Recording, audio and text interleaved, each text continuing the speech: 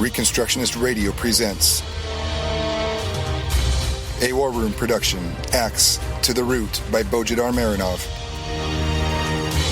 where you get a Christian Reconstructionist perspective on the pressing issues of today.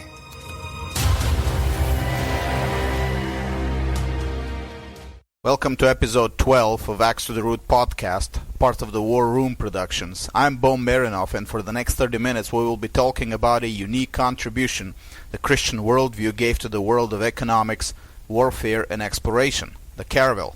Well, not just the Caravel, but all the ship designs that followed from it, the Carrack, the Galleon, and the later ship designs that became the mainstay for the Age of Sail.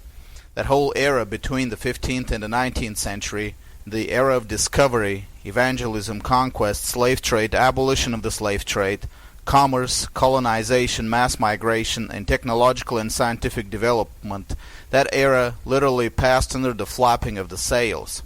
So important the sailing ship was that in the late 18th and the early 19th centuries, every single able-bodied male in the British Isles was expected to have spent at least a month of his life under the sails of a ship, whether as a sailor, a soldier, a merchant, an explorer, or simply as a traveler. To a certain extent it can be compared to our age, where everyone has been on a plane at least once, except that at the time even simple travelers were expected to know the basic duties of sailors and join the crew in times of emergency. And this era, which looks so romantic to us today, started with a simple, low-cost, and yet ingenious, sturdy, defensible, and economically efficient design, the Caravel. The Caravel can easily be numbered among the true miracles of Christendom, a technological development that is way too ingenious to be the product of natural development. To those of us who know the history of navigation and naval warfare, there's nothing natural nor evolutionary in its development. Its uniqueness is such as to demand a spiritual, covenantal explanation of its origin. And indeed, we will see in the next 30 minutes it was really a product of a unique worldview and a unique civilization based on that worldview, Christendom. The Caravel couldn't just develop in any other civilization, for it required a very specific faith and a very specific concept of man, the world, economics, and the moral value of the individual in order to develop. I know most of you never thought about it. Most of you never thought that there were covenantal lessons to learn from the Caravel. But that's only because we have all been under the influence of rationalistic and naturalistic worldviews that self-consciously avoid noticing the supernatural causes in history, even where every single clue points to a cause that is above nature and above rationalistic interpretations.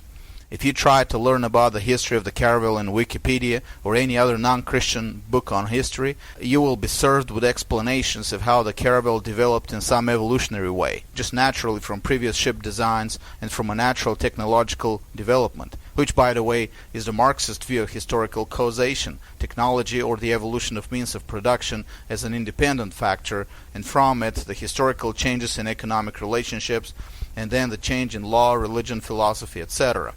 But these explanations do not explain why the same design didn't develop in China or in India. The several individual technological developments combined in the Caravel, and we will look at each one of them in detail, have existed for many centuries in China, India, the Muslim world. Some were even known to the pre-Roman Celts, as we will see.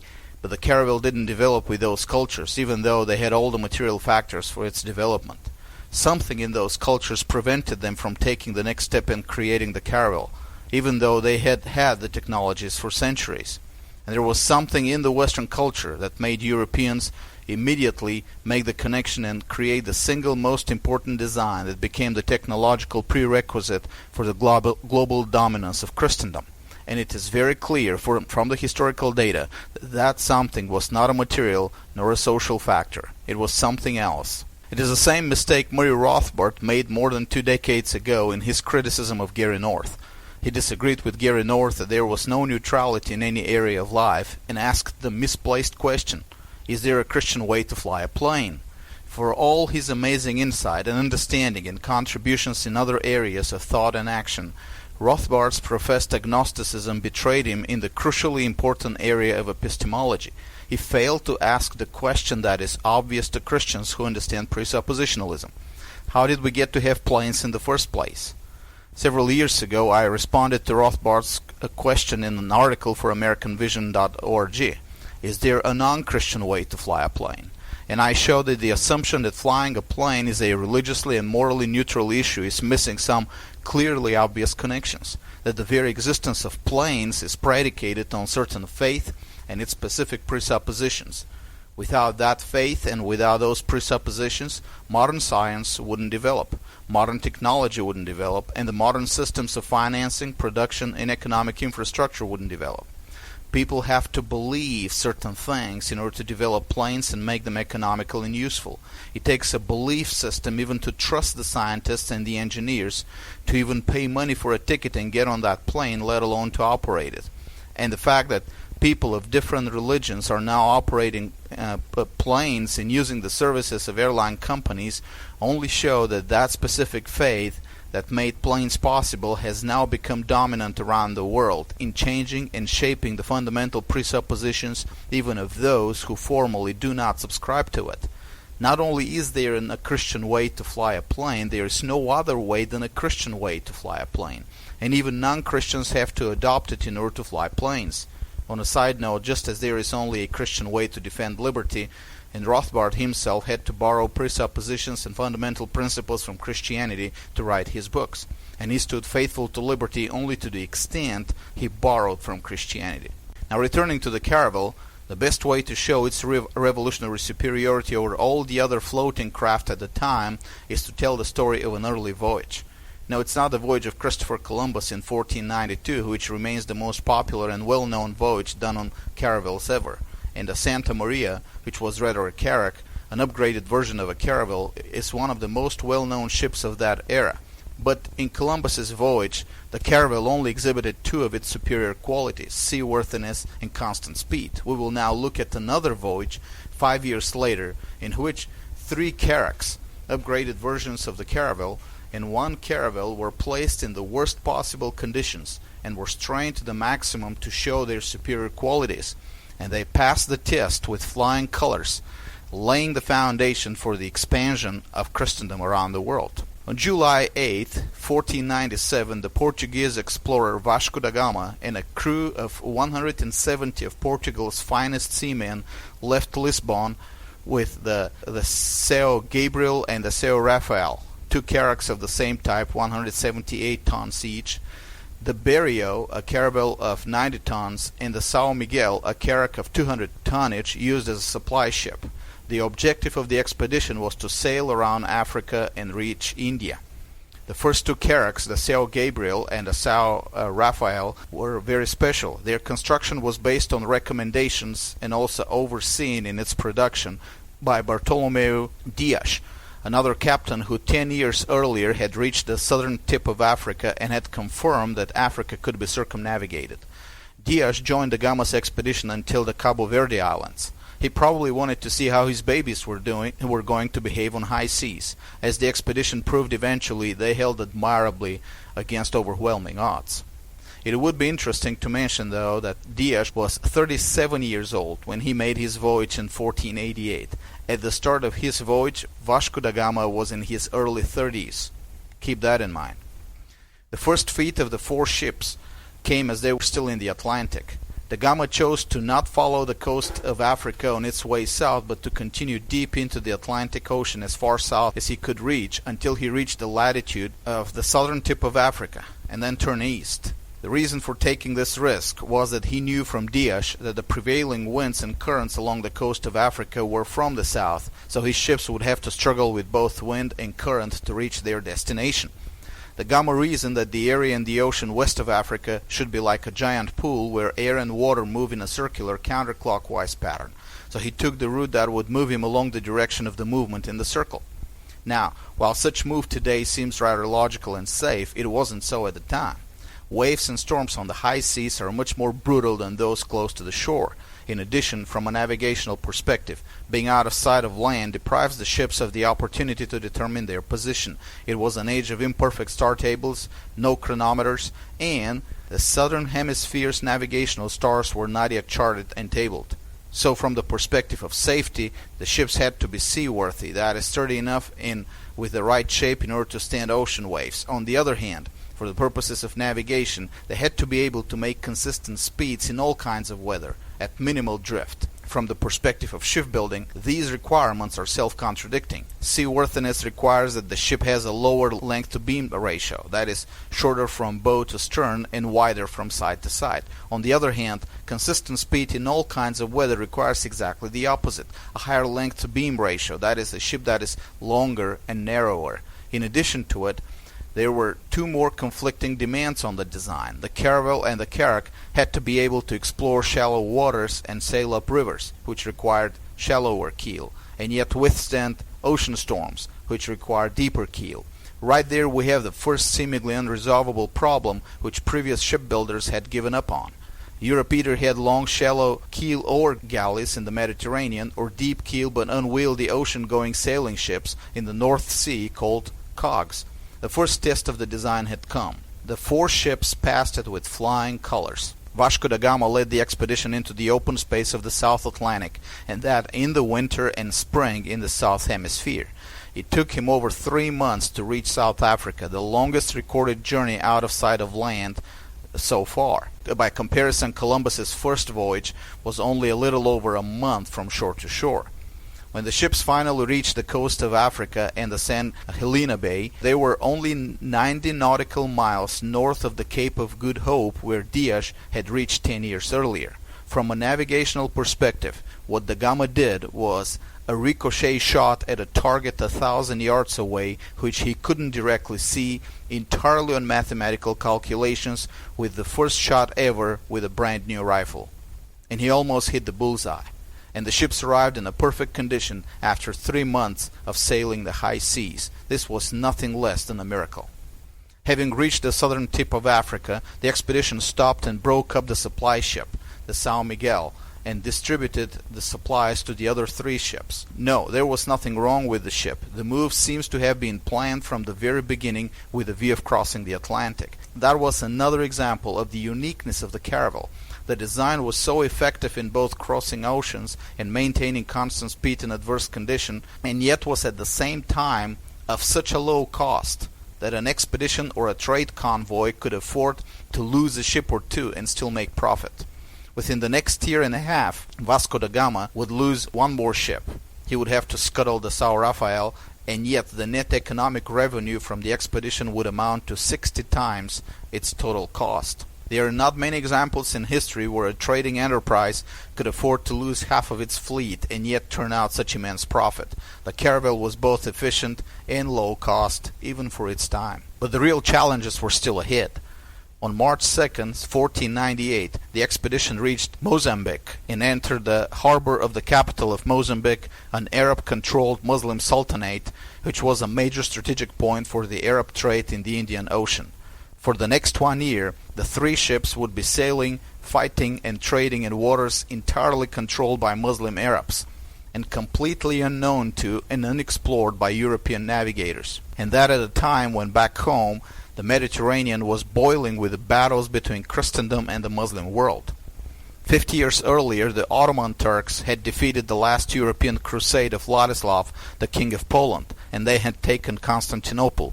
6 years earlier, the Spanish joint monarchy of Ferdinand and Isabella had taken over the last Muslim stronghold in Western Europe, Granada, and the Spanish forces were taking the fight over to the coast of Africa. The Knights of St. John were still holding the island of Rhodes and harassing the coast of Asia Minor.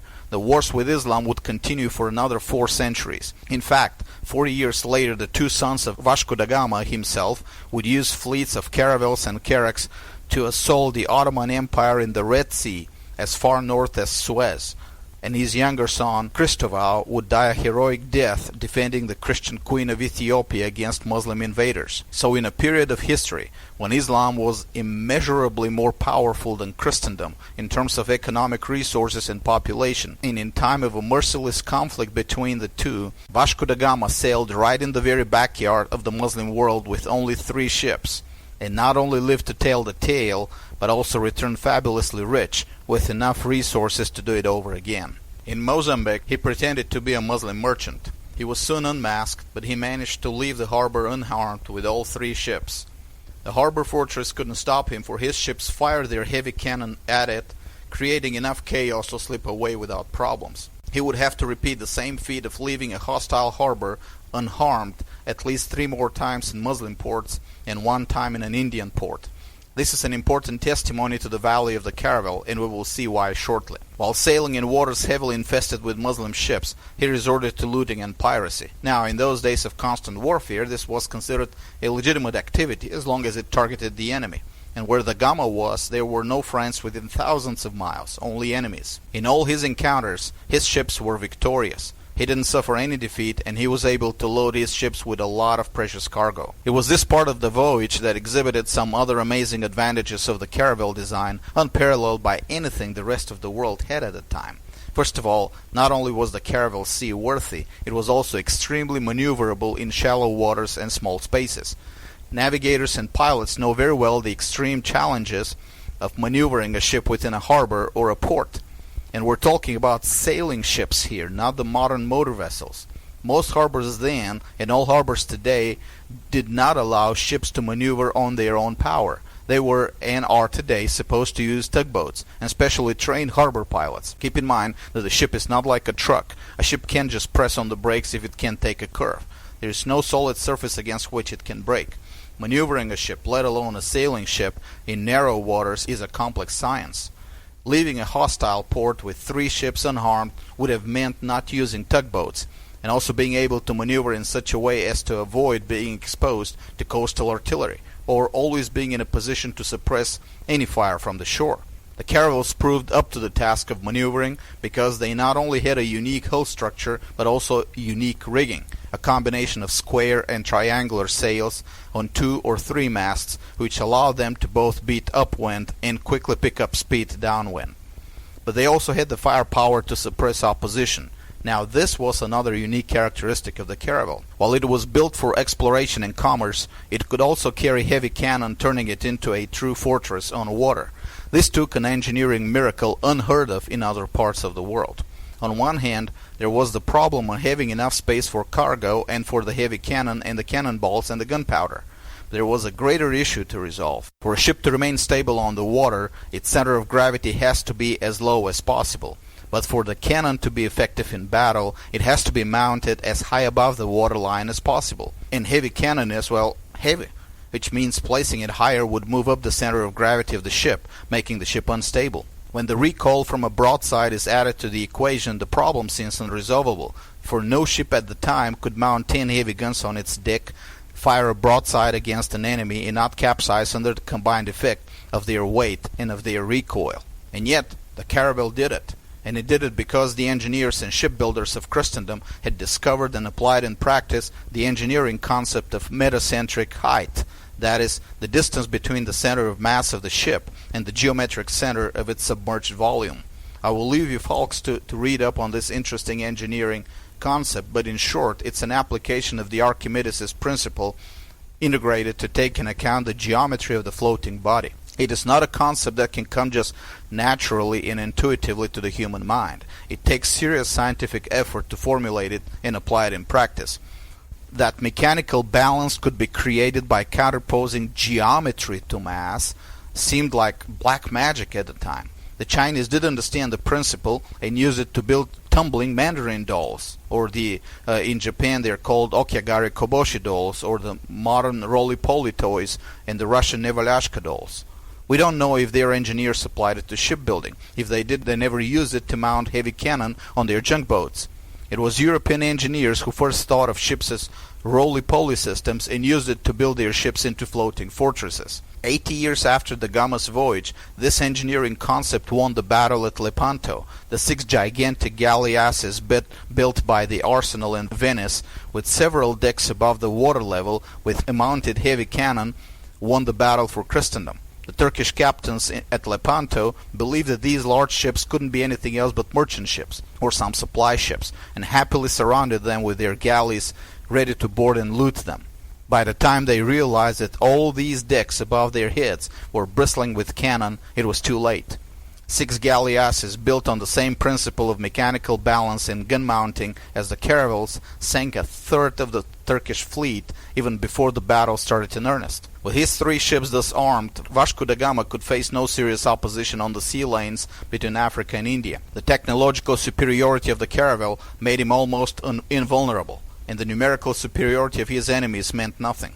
Eventually he found a pilot who took him across the Indian Ocean to Calicut in India. Now, Calicut brought some disappointment to da Gama in the fact that the local merchants showed little interest in European goods. European economy wasn't developed enough to be able to offer anything of significant value to the Indian market. Still, even the meager trade he was able to do produced results that back in Europe would amount to enormous profit.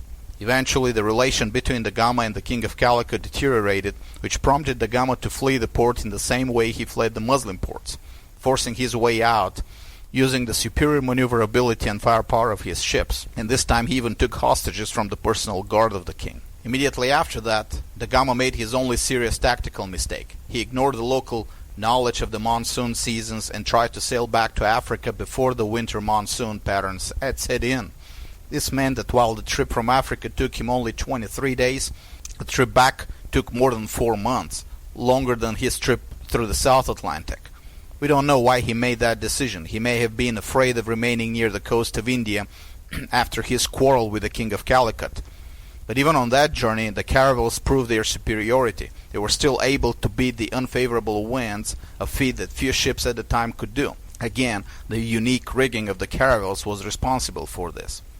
On the coast of Africa, he scuttled the São Rafael and continued back the same way around the southern tip with only 2 ships. In the Atlantic, the 2 remaining ships lost sight of each other during a storm. The Berrio reached Portugal earlier. Vasco da Gama stopped at the Azores to tend for his brother who had fallen terminally ill.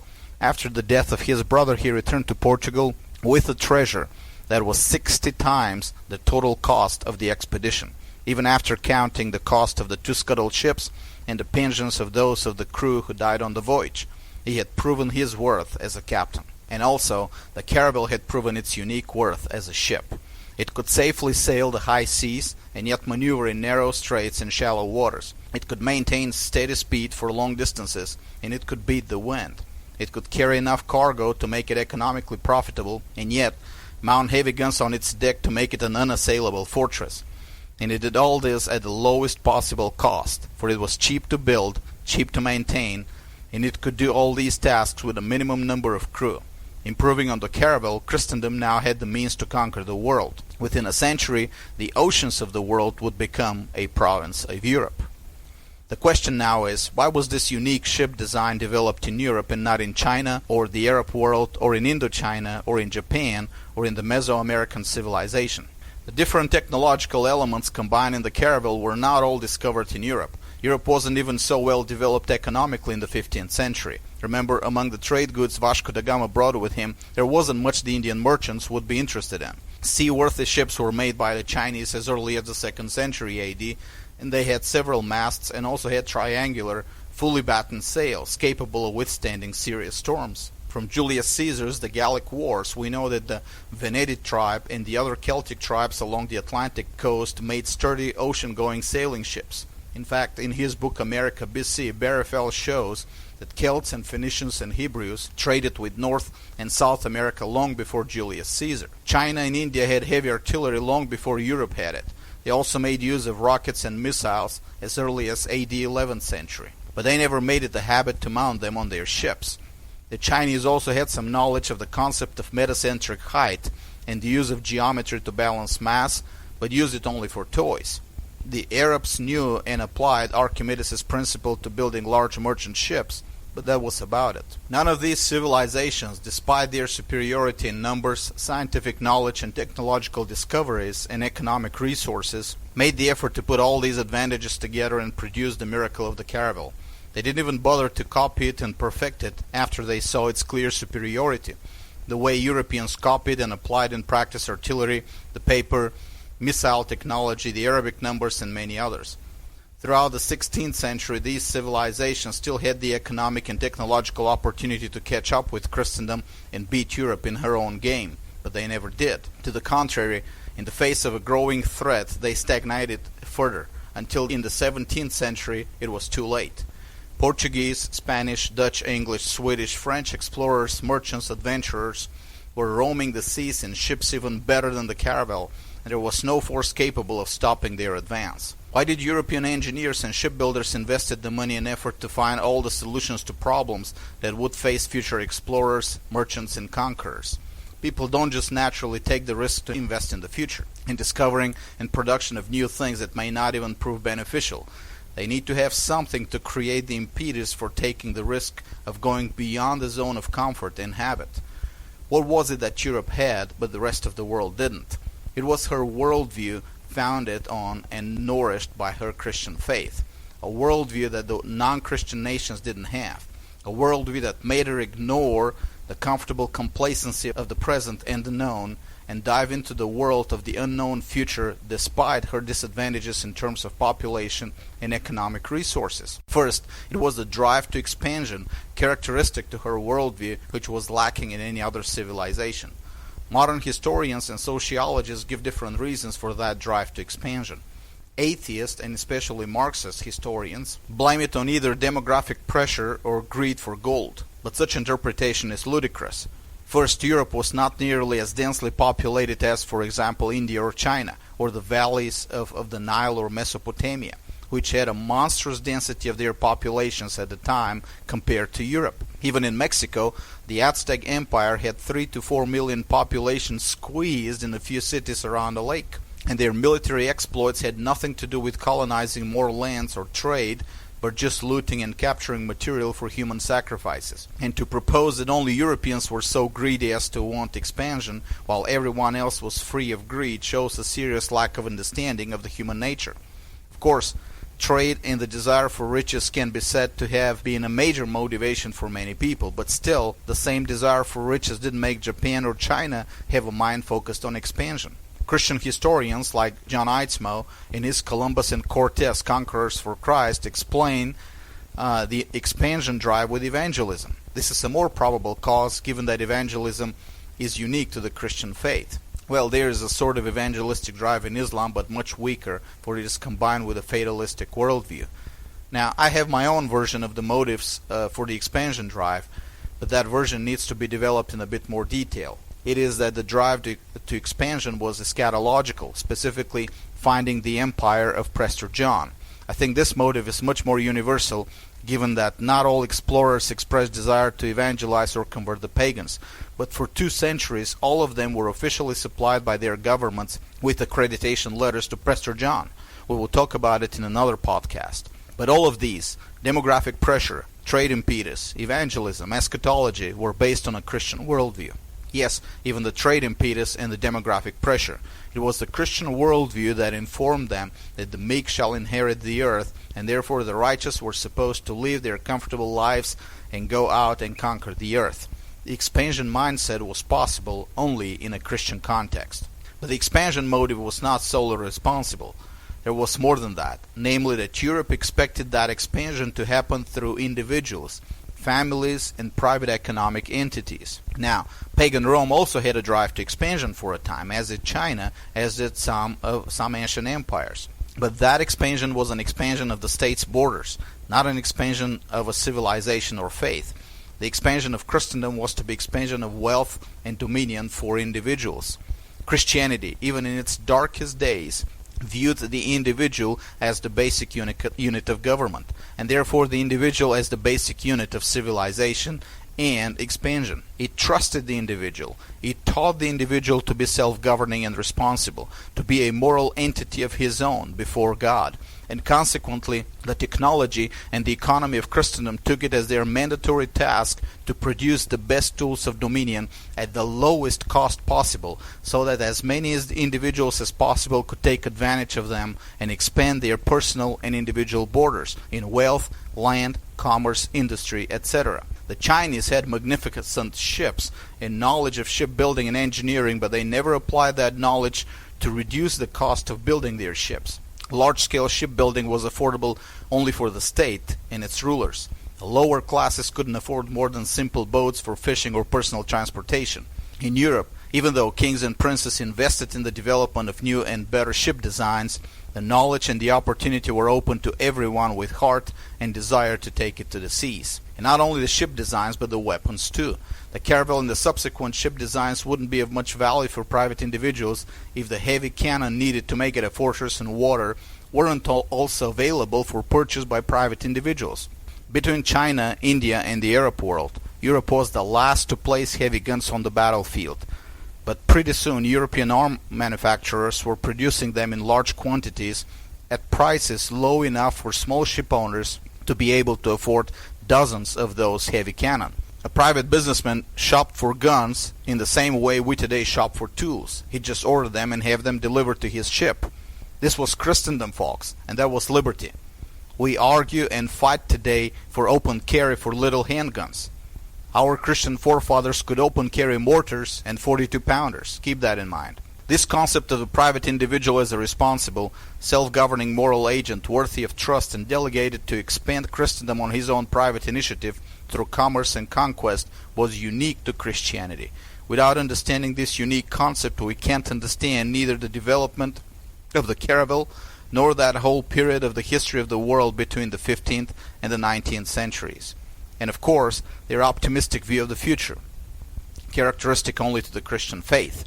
European engineers wouldn't apply their talent and skill to creating the miracle of the Caravel if it wasn't for expectations of the future that told them that it will be better and more developed than the past. People do not normally get out of their comfort zone or out of their habits to risk, innovate, explore, invest effort unless they are moved by a faith that not only tells them that success is possible, but also that it is mandatory.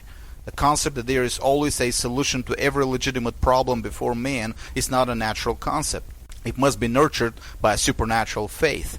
Why would anyone invest time and effort to solve a seemingly unsolvable problem, like the conflict between stability and defensibility of a ship, unless that same person has the faith that there is a solution to every problem? And why would anyone believe there's a solution to every problem unless there is an underlying faith that both problems and solutions are created by the same creator who has created mankind with the purpose of taking dominion, which means solving problems? This explains why non-Christian civilizations, even when they had superior scientific and technological knowledge, didn't bother to apply it in practice. It also explains why Europeans, immediately after making a discovery, rushed to apply it to practice and mass production and make it available to everyone at the lowest price possible. Without Christianity, no one would bother to design such a unique ship as the Caravel. Thus, when historians say that European dominance was caused by Europe's superior technology, they are right. But this doesn't tell the whole story, for behind that superior technology, there was a superior faith with a superior worldview, which made both the science and the technology and the economic infrastructure possible.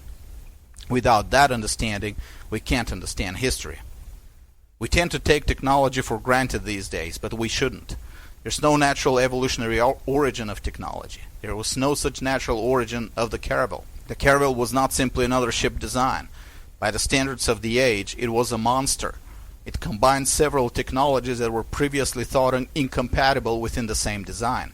It solves problems related to navigation, safety, exploration, commerce, and defense, problems that were previously thought unsolvable.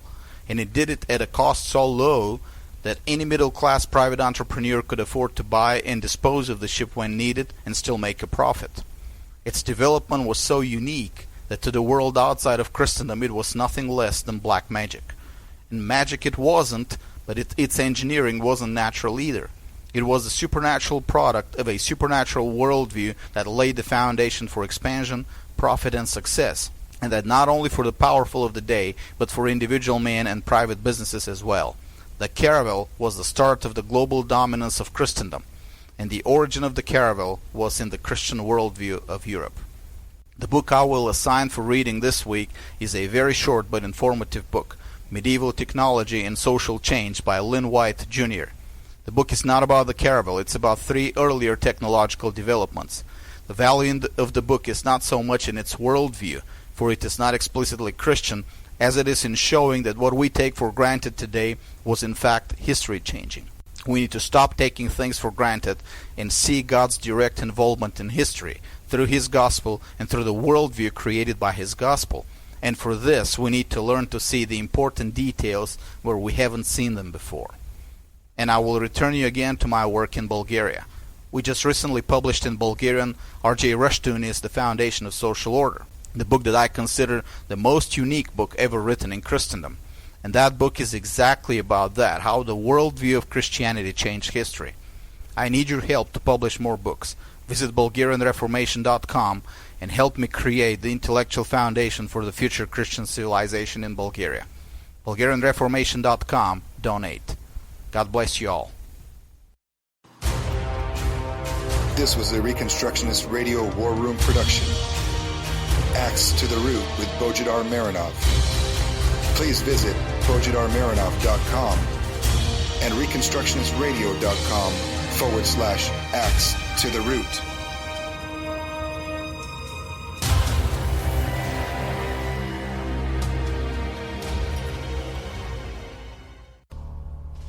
The Reconstructionist Radio Podcast Network brings to you a complete weekly lineup of 7 distinct shows. You can subscribe now to your favorite shows on iTunes, or you can subscribe to the Reconstructionist Radio Master Feed on iTunes, where all of the content we produce, including the audiobooks and audio articles, will pop up as soon as they are available. And don't forget to visit ReconstructionistRadio.com to volunteer as a narrator or to partner financially with this ministry. May the Holy Spirit stir you into action for Christ and His kingdom.